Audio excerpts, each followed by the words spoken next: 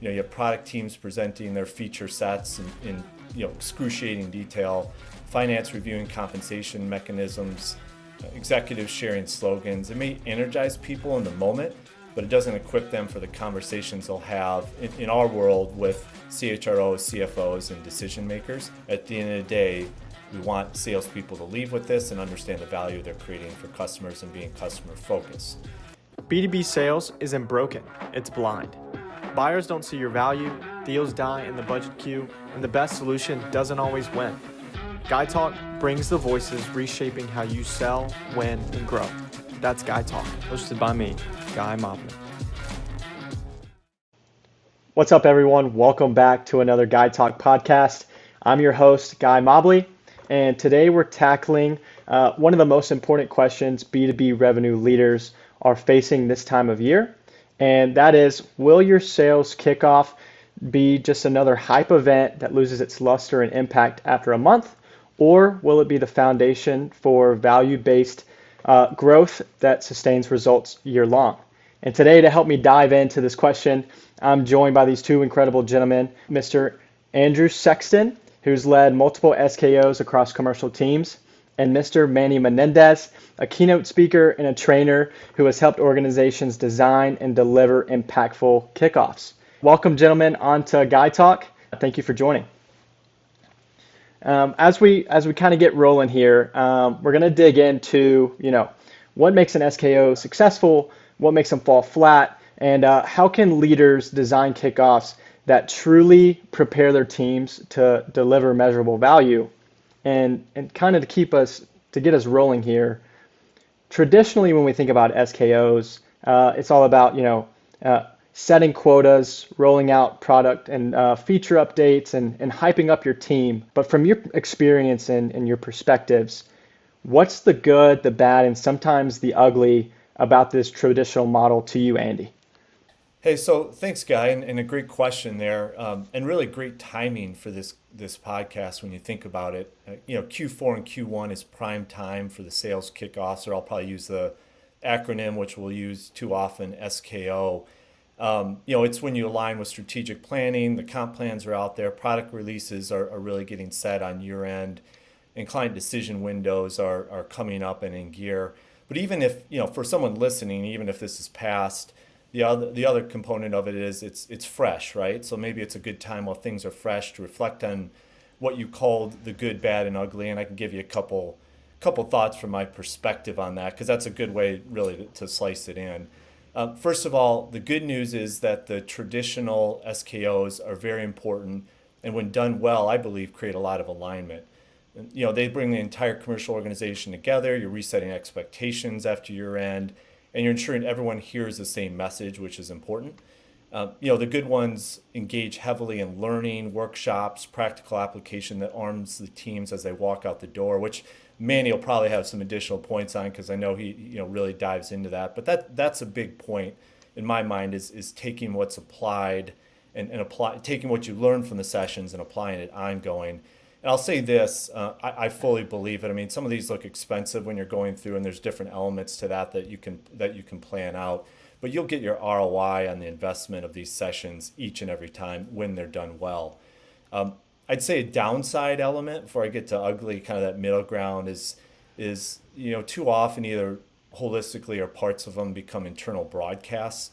You have product teams presenting their feature sets in excruciating detail, finance reviewing compensation mechanisms, executives sharing slogans. It may energize people in the moment, but it doesn't equip them for the conversations they'll have in our world with CHROs, CFOs, and decision makers. And really, unfortunately, becomes a session about the business and not about the client, which is a big mistake. So I think that's something important to note as you're planning, and really reflect and think on that. And then the ugly, listen, I hope no one is investing and experiencing the ugly. But we know it's out there. The true ugly, which I'll just comment on, but we won't really. I want to get to more of a glass half full. Is that people walk out confused, or maybe even hopeless that their goals will never be met. That can be out there at times too, and you want to make sure that there's some reality to it. But let's again think a little bit glass half full and talk about misalignment, which is more subtle and more common in my opinion. This is where reps walk out excited, but without the specific tools they need to carry that excitement into pipeline creation. And so Mm, essentially, the message evaporates, consistency is gone. You have a hype heavy session, which may feel good at the time, but doesn't translate over. Material heavy, which is hard to, to bring in. And then, the business objective focus is really what the SKO is about, and you lose momentum because again, it's not going to be something that can apply to real conversations. I also might add a bit here too. Back in COVID time, one of the uglies, but we were forced to do it, was the virtual SKO. I have seen a little bit where that is starting to creep in a little bit. And listen, I get it. Budget, geography, other limitations come into play. But a good SKO is when you bring people together, and like I said, a good SKO, you'll get your ROI every time. I think from an attendee perspective, which I've kind of done and organized them, but sat as an attendee. Two other things I'd put, just maybe a good and ugly, just to make it simple. On the good side is reps are actually taking away something very simple from SKO that they can apply, and that's stories, frameworks, battle cards, talk tracks.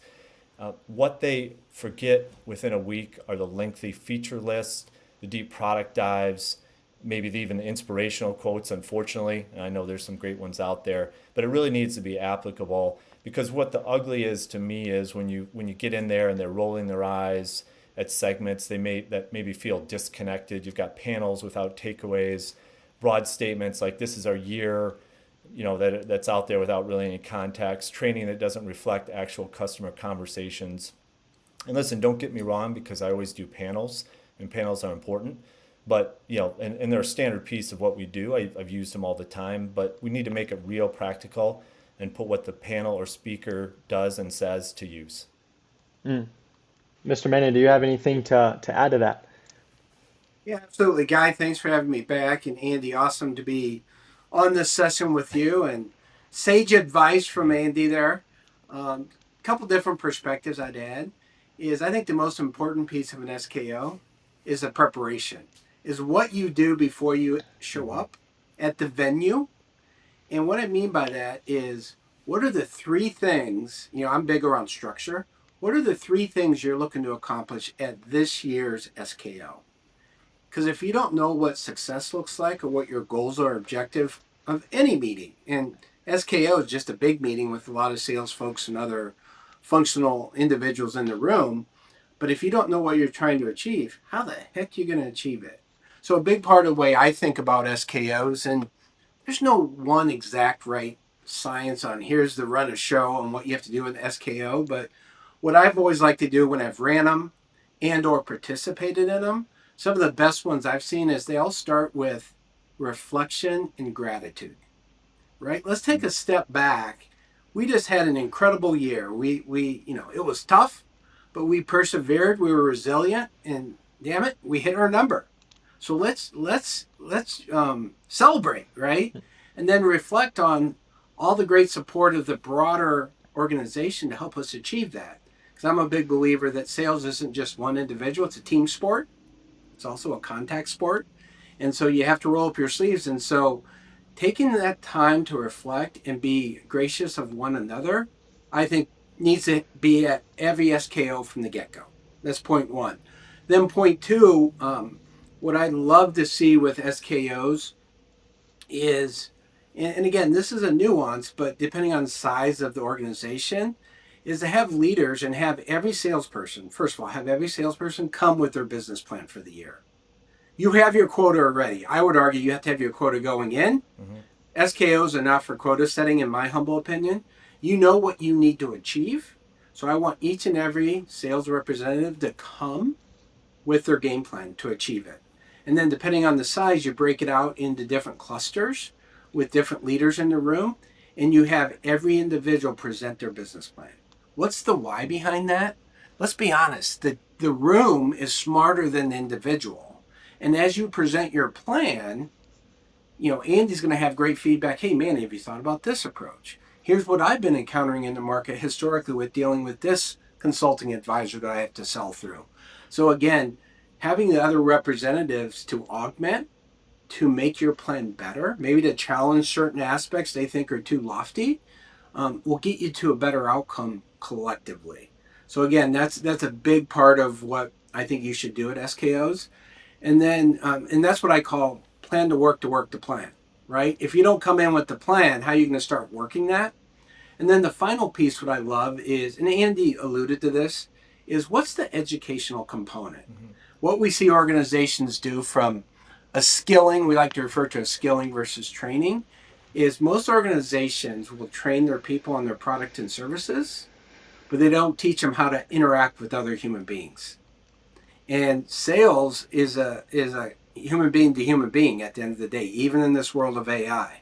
We're selling to other human beings. So having an educational component, and Andy alluded to some of this, is, hey, what are the stories we're going to take to market? Storytelling is so influential and impactful when you're trying to get a buyer to come your way.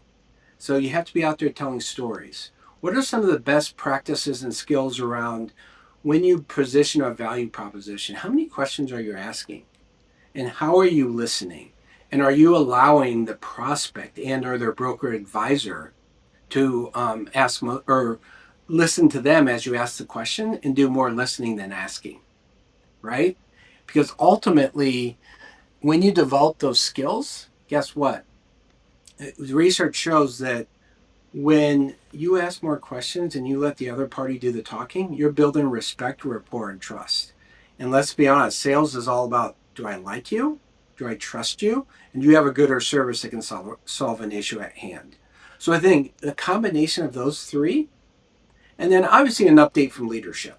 And again, the order may not be exactly how I presented it here, but an update from leadership on, hey, organizationally, here's where we're headed. Here's the piece that we see you having in the role of expanding our footprint, our growth objective is so critical. And then my fifth and final thing is have some fun, right? It is time to celebrate a bit. So, go out and have the nice dinners or the nice offsite events and have a little fun, because how often organizations with a national footprint do all the salespeople get to be in one room together and have a little fun?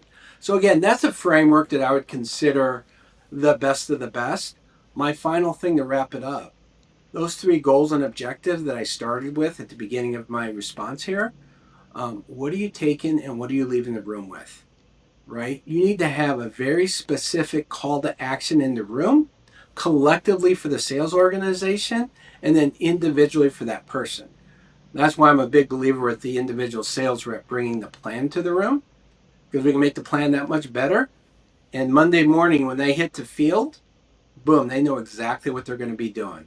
Because guess what? They've worked the plan. They've planned to work the plan. Right. And I mean, you both, you nailed something that's huge and something that we see at Beyond Banyan that we preach, so to speak, is, getting away from, selling your product based on features and functionality and really focusing on the value and the impact that it brings to your customer's business. That's huge. And I think there's also a real opportunity to do this in your SKO framework, right? Shifting it from short-lived, motivational, product feature focused to, hey, this is the real value narrative and the value positioning we need to take to our clients and to our customers, and really giving your teams, those tools to understand and to prove that impact with their customers in every conversation. In your guys' experience and from your perspective, and I'll start with you, Manny, what does a value-centered SKO look like in your eyes, and how does that really change the tone going into the year? Yeah, Guy, thanks for the question. And such an important question. You really nailed it with that question, because ultimately, if you're in a room, I'll start here. If you're in a room and there's finalist pitches, and pick a product, maybe it's medical insurance, pharmacy, life, accident, disability, and the advisor closes their eyes and they have all the different suppliers come in, are you distinctive, or do you all start sounding the same? What we continue to hear back from the buy side is they all start sounding the same. There's no uniqueness or distinctiveness in what you're bringing to the room. And how you have to do that is you have to understand what is the value chain that your organization brings with the job to be done by the product, service, or good that you do. And there can be many different aspects of value you can drive. It can be doing good by making the organizations more efficient and effective because you're bringing a product that does that. It can be, hey, the member. What's the experience of the member when they use your service? Is it top notch? Is it A plus? Right? And then ultimately, when you think about value, well, you know where I'm going to go. It's all around ultimately, how do you array out the economic return? Right? There's an investment that your buyer is going to make in your good or service. And what is that return on investment? And there's a couple different approaches, right? Historically, I've been at this many different decades. The return on investment is something like this. It's a number on a piece of paper. You go through the whole pitch, you show them the fee, and you say, hey, our return on investment is 4-to-1. Our return on cost of capital is 4-to-1. Because it says so right here, I can ship you some clinical papers to validate that. That's one approach. But really, the approach to really drive home value is do it in collaboration with the buyer side and the advisor side, right? Obviously, what we're doing at Beyond Banyan is walking through an approach where you understand the value drivers, the levers, and you work through it in collaboration. So at the end of that discussion, not presentation, discussion, you've come up with an impact of what your solution is going to do for a given buyer, and you've worked through all the different assumptions that drive it together. All of a sudden now you have buy-in. So when that individual has to go back to their organization and sell it to other stakeholders, they have conviction. They have conviction because they were part of the solution versus just being given the solution. And I think that's a big, huge mindset psychologically on how you approach selling with value here go forward. Andy, any thoughts on that as well? Yeah, a couple things to add, and great points, Manny. And I'm glad you brought this up, guy. It's a it's a different way of looking at it, and I say that because what Manny said in the question you asked. I mean, it might be inherent, and yeah, we're looking at it from a value perspective, but I think too often it gets lost. So I think some of the things and points Manny made are on point there. So a few things to add. I mean, one, inherently, I believe very strongly in the concept of a value-centered SKO. Again, proof is in the pudding. What you're doing, Manny talked about it. It's important, but it really transforms the year, and there's a lot of benefits that comes out of it. I think, first and foremost, it moves the conversation from here's what we're selling, so from the product side, to here's the measurable impact we create and how to prove it. And then this is part of the talk track, battle cards, and approach that we want salespeople to leave with. Again, I'm getting kind of going to the tactical end of elements of what this big event is, and it's going to be all different sizes depending on your organization. But at the end of the day, we want salespeople to leave with this and understand the value they're creating for customers and being customer focused. That's the most important thing, that a value-centered SKO shifts the conversation from maybe those business priorities. Again, Manny was right. You got to have some business leadership conversations. There's some things to get out there, but it needs to be about our clients, about the value we create for our clients, about the problem the clients are having, and then arming the people coming out. What value are we bringing? How do we differentiate that value? Not just a feature function discussion.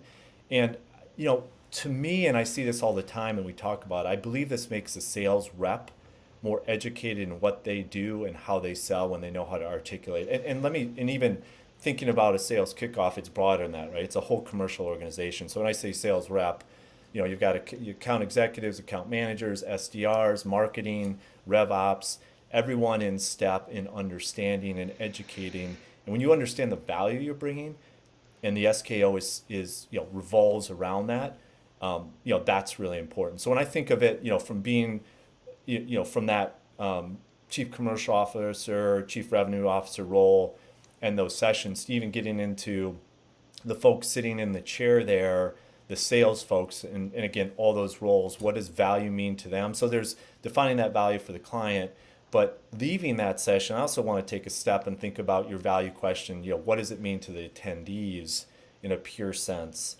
And that's having that, those Monday morning ready tools when they walk out.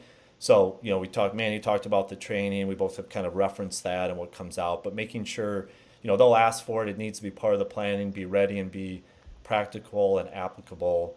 Discovery questions that expose financial pain, ROI examples, repeatable talk tracks, one-page frameworks, on and on, right?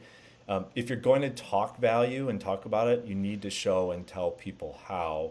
And what I think is really cool, and when I see going back to the good, bad, and ugly, so we'll go with the good, you want reps walking out saying, I know exactly how to win my first call this quarter. I know exactly how to win and engage on that first call I make on Monday morning after this SKO. And maybe even another element, which is important for sales folks on the commercial side, is you also have that, I'll call it that stale pipeline. So, what are you getting out of the SKO that's all that energy, all that training, all the activity and practical application that they can apply to deals that have been sitting out there for a while and engaging uniquely on those. So that's kind of when you think value. I mean, I'm kind of getting into the weeds a bit, but it comes to the outcome of your people coming out of it and how you're positioning value and what they're taking away is applying that realistically to what's going to happen when they leave that session. I love what Andy just said, and two more ideas just jumped in my head on things we've done in the past on how do you view a given service that you're representing and how do you demonstrate value. It's everything Andy just said and what I talked about earlier, but bring outside guests. We used to bring clients, and we tee up the clients and say, what are three things that we're doing really well to deliver value to you, and what are three things that you would change tomorrow about what we do? Because we're not perfect. There's no such thing as perfect, but we want to be habitual and predictable in the value we're driving. So bring the client in, and then also bring the voice, when you're thinking about health and benefits, bring the voice of the advisory community, the consultant, the broker. Same questions from consulting firm X. How you view our services on what where are we hitting a home run? Three things. And if you could change three things about our offer to make us that much more competitive and an absolute to win next year, what would those three things be? Again, it's getting back to, we have an insular approach on what we believe our value is, but the market speaks volumes. And so getting that voice in from those two stakeholders is really, really critical when you're trying to define value. Yeah, and Manny, I'll even add to that, and I think that's where you get into the workshops and applications. So we talk about a usable panel, talk about the concepts there, have those discussions, and then think of those in terms of applying that. You didn't just listen to that panel. Now, how are you going into workshops, addressing those problems that the client said you solved, the value statements there, and putting it into practical application? It wasn't just listening and taking notes. It was starting to put it to practice, however you may structure that in the SKO, to get people that repetition and learning and engagement that they leave understanding that and not just having a couple notes on the page. Yeah, I love that. Adult learning pedagogy Yeah, yeah. requires that you get them to do something. I'm an old guy, been at this a while. If I sit there and take a lot of notes, that's great. But if you make me do things in the session, my learning curve is going to go like this because I'm applying the different skills and concepts or values that we're trying to take to the market right there in the session. So love that. And both of those are, I mean, those are great responses. And if I think about, all that we've gone over so far, for the revenue leaders that we have, listening to the episode, and they're going through and they're starting to plan their SKO, what are those best practices that you would recommend, and really the pitfalls that, maybe sneak up and that are good, start as good ideas, but end up being bad ones? Yeah, maybe I can start with that, Guy, and go through. So maybe I'll start a little bit with the pitfalls and on a positive note as I think about that. So, a little bit of repetition what we've talked about, but I think it's important to again emphasize it. So the biggest pitfall I've seen and pivoted from in the past is allowing product teams to dominate the agenda. Now we need, you need sales folks and everyone to understand the products. There's a lot of product releases. It's part of the excitement. I get it. But we don't want our business objectives that don't focus on the client, and that's kind of important. And listen, I love my product teams. I've run those teams, been part of them, engaged closely with them, and it's an important part of that SKO by all means. But there's just a balance there as well, and the same with the my leadership team colleagues on what we're doing from a business perspective and what we're focusing on from the client. That SKO must be anchored in value and connected to our customer outcomes, which is part of what we talked about before. And the training and workshops wrap around that concept are critical, which again we've talked about. You just got to make it more than words there. I'd also say leaders should avoid overlapping, you know, rep, reps and information that can't be absorbed. So I think they get overlapping, overloading, and so it just, I've seen some of these sales playbooks that have come out in sessions and maybe been unfortunately part of thinking it was a good idea and then it wasn't. But these 100-page playbooks, and they're not pretty, right? So you just have to be careful with that. It's got to be applicable.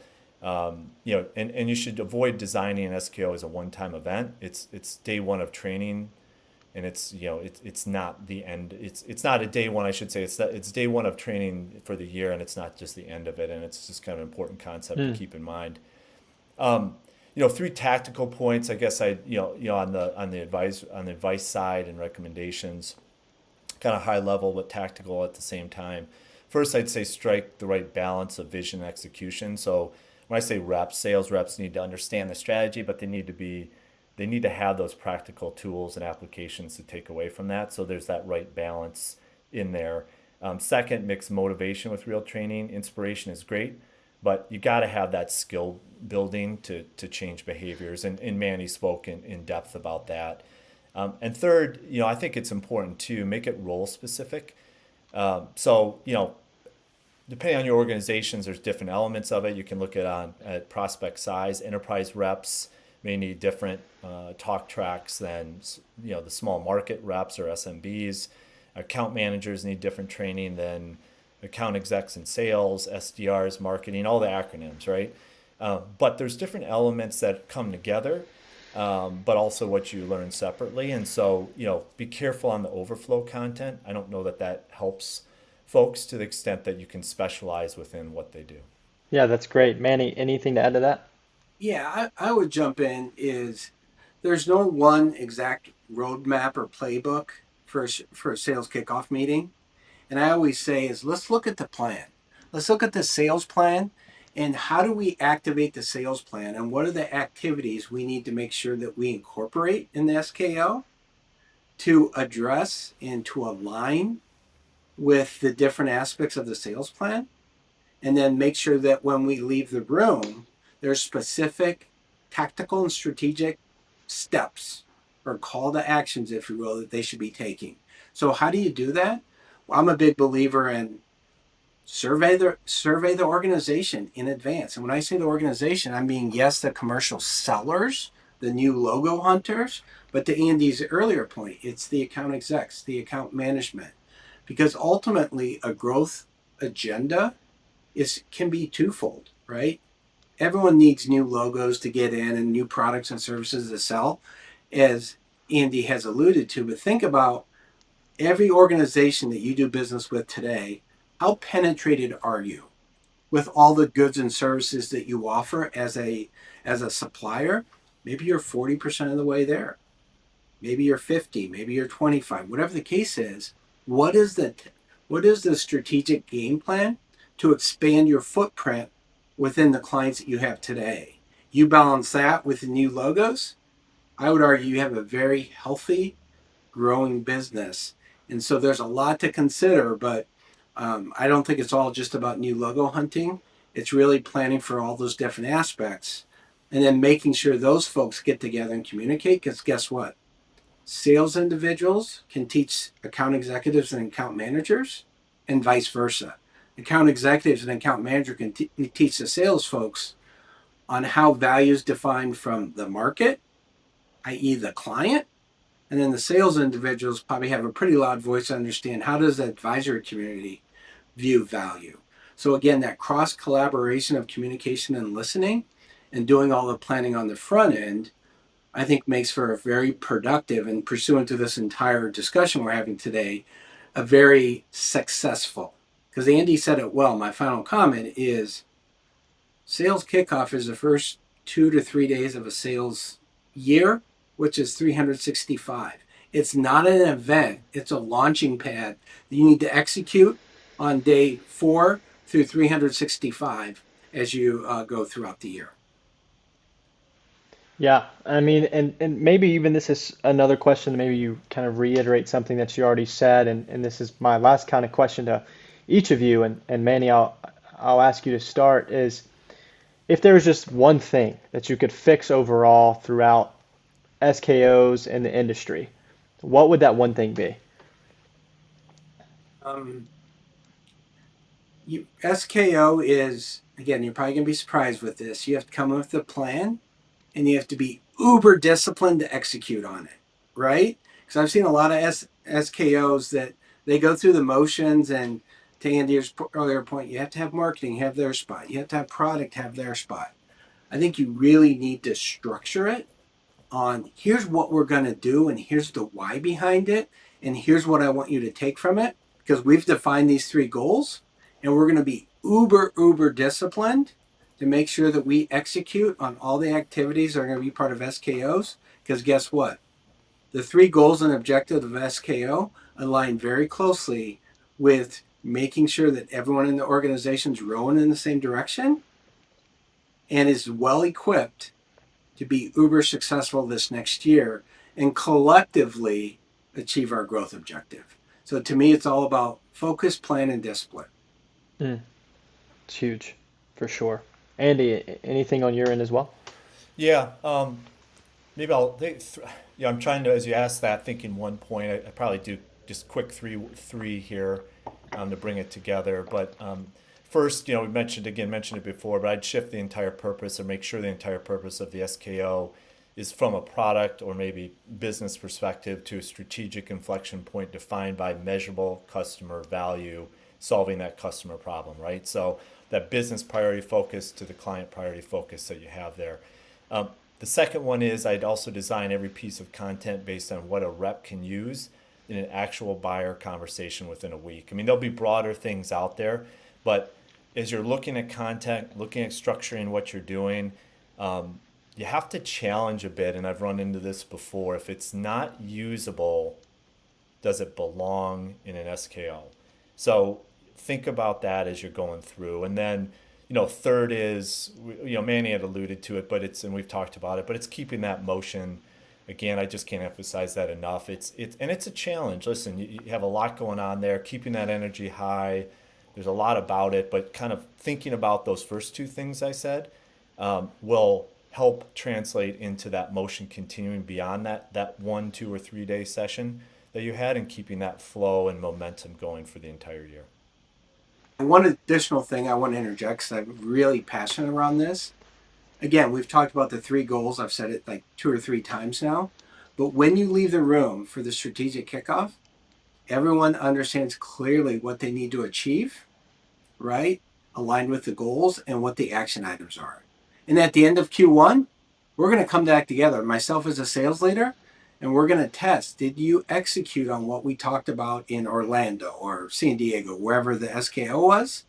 So create a quarterly cadence of accountability and check-in. That's how you bring it to life and make sure this SKO lives throughout the year. And it's not an event, it's the launch pad to what we're going to do over the entire 365 days. So sorry to interject, but I wanted to add that. Yeah, no, that's phenomenal advice because, we want it to last year long, right? This is to get it away from, hey, we're enthusiastic, but we're unprepared. We're trying to get sales leaders and their teams oriented around it lasting year round and making sure that alignment's there 365 days.